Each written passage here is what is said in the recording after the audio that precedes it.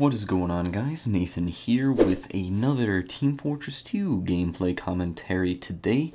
Honestly, this Team Fortress 2 gameplay will be complete backdrop to a completely different topic, which is Clash of Clans, which is an app that I picked up recently and have been testing it out for the last few days.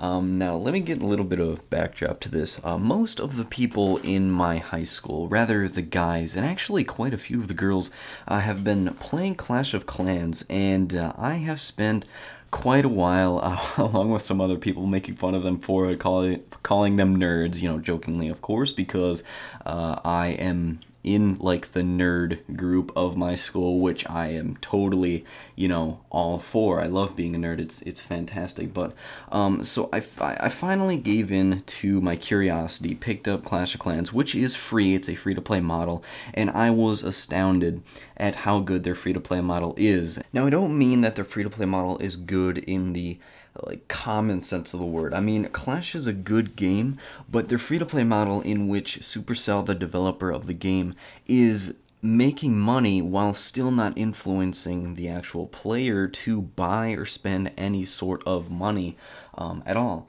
And that is like the epitome of free-to-play models. This game is the exact free-to-play model that is perfect in the most evil ways. So I'm going to basically just kind of explain Clash of Clans and my experience with it based off of, like, as long as you have like a basic understanding of what's going on.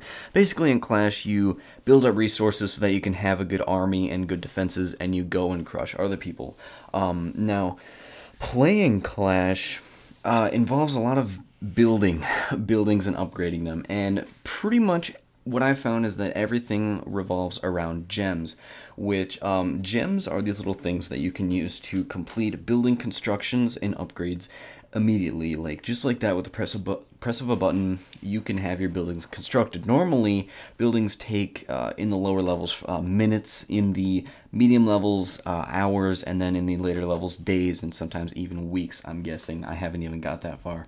But you start out with some gems. The game gives you some gems. I think it's like 250, which lasts you for about 2 days if you spend them a lot, which I did, because I'm just an impatient person and I want to spend my stuff.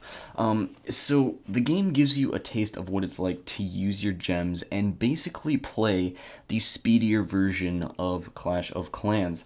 Once you run out, however, you are left with the regular construction times of buildings, which, like I said before, you know, they're hours, days, even weeks in the very higher levels, which is not, like, that's not a game in any sense, really. I mean, you log in for like 30 seconds every 4 hours to see, you know, how far your building has come.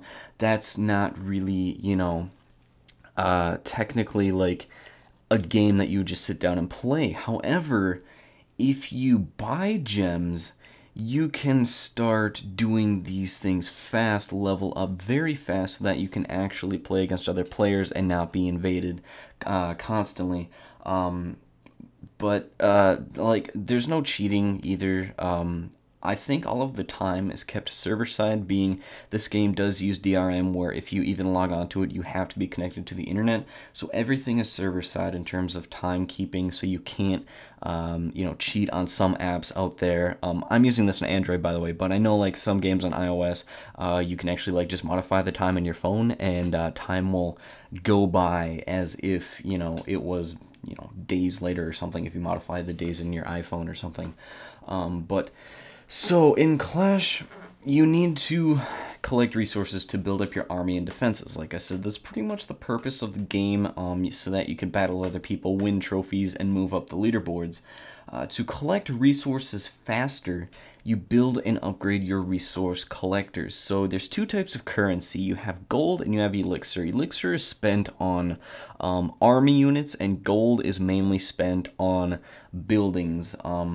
And once you start to gain resources by building stuff and upgrading them, which takes a while in itself because you start out with a very limited capacity of gold and elixir, and once you start gaining your resources, you'll need to upgrade your storage capacity so that you can actually hold the amount of resources it takes to build bigger buildings. Like to upgrade your town hall costs an incredible amount of gold, and that will upgrading one town hall might take you 2 to 3 days to even do, just to collect the gold, have the capacity to hold as much gold that it takes to build the town hall, and then actually build the town hall, which in itself takes hours to days in the lower levels. Now, to boot all of this, you only get 2 builders. You only start out with 2 builders. You can only be upgrading or building 2 buildings at one time. Now, luckily, you can train troops without having to use up a builder. So if you want, while you're constructing something, you can build up an army and go do stuff. But 2 builders is very limited. As soon as you start getting into the medium-ish levels, I'm going to need to upgrade the storage capacity, I'm going to get more elixir, maybe I want to build a new army camp or like an archer tower, some defenses, perhaps, maybe I want to upgrade my town hall or remove this rock. There's a lot of stuff to actually do, and most of the time you are limited by those 2 builders. However, you can buy more builders, but with, you guessed it, gems. It's just a genius model in which everything revolves around paying for gems. Now, granted, you can find, or you can earn gems by getting achievements, but it's very limited. But, I mean, everything revolves around gems, and that is absolutely genius, because you don't have to even do a single thing, but it would take so long, and I'm talking like years, to get to the higher levels. And like, I have a few friends that have been playing for about a year or so, and they're only like level 7-ish, while like the top levels are like level 11 or level 10, something like that.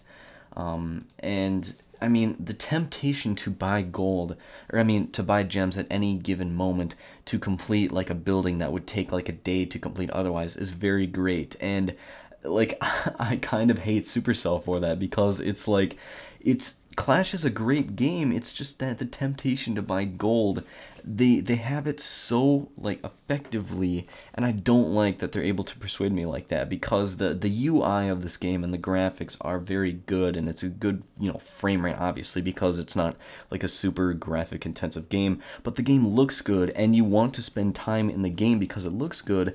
And really, there really is no purpose to spend time in the game when you have like stuff constructing and being upgraded, and that's what I kind of hate as well. Like, you want to play the game, but you're limited. Like, you're basically saying, all right, you can't play this game for another day because your stuff is constructing, and it would be pointless to even log into it otherwise. Like, I want to be playing this game constantly because it looks so good, and that just adds to the temptation to buy gems. So I don't know, Clash of Clans, I kind of want to spend some gems on it just to get at least to the medium-ish / higher levels, maybe like level 5, and spend maybe like 20 bucks on it, because you can get I can't really explain how many gems do how much work in the game, but basically for the most expensive pack you can get is $100, and that gives you like, actually I can check it here, I'm actually in the app on my phone.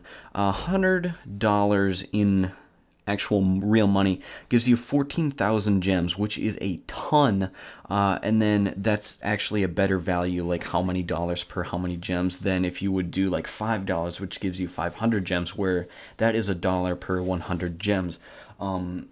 So I don't know, it's an interesting game, and it elicited more of an emotional response than I thought I might have towards it, because like everybody in my school was like, "Oh, are you playing Clash of Clans yet?" And then once I actually started to play, everyone was like, "Oh, you're clashing now," and people would say like, "Oh, you're a Clash nerd now." So I don't know, it's just I finally picked it up, and what I saw I didn't like at first, but then after a while I'm like, yeah, once you start upgrading and stuff, it's actually kind of a fun game, and you start invading, attacking goblins, where you're not necessarily online.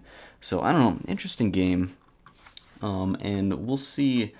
Maybe like a month from now, I'll do like an update. Be like, yes, I have level 8 items. Even if I'm still playing this app, I don't even know. But anyway, I suppose that's all I wanted to say today. Kind of a rant, really, to be honest. But I wanted to just like lay out my thoughts on the game, because it is a much more complicated game than I think people take it for. And I guess that's it. So thank you all for watching. As always, if you could leave a rating, always appreciated, and subscribe if you enjoy my content, and peace out.